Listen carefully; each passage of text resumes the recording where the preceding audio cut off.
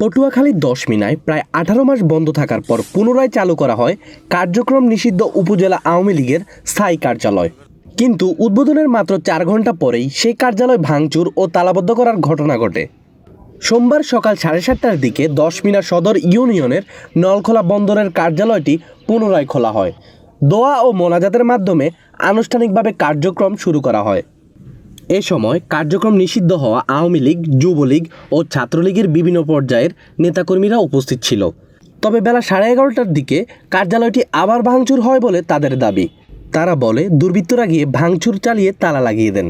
তবে এই বিষয়ে অভিযুক্ত পক্ষের আনুষ্ঠানিক কোনো বক্তব্য এখনও পাওয়া যায়নি।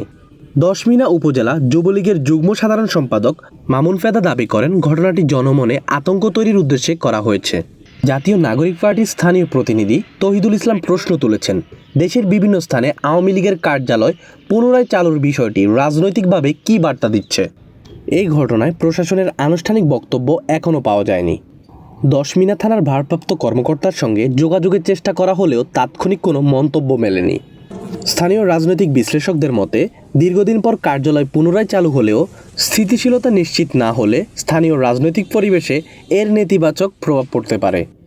পরিস্থিতি স্বাভাবিক রাখতে প্রশাসনের কার্যকর পদক্ষেপ এখন সময়ের দাবি। ১০ মিনার রাজনৈতিক পরিস্থিতি এখন কোন দিকে মোড় নেয়, সেদিকেই নজর সবার।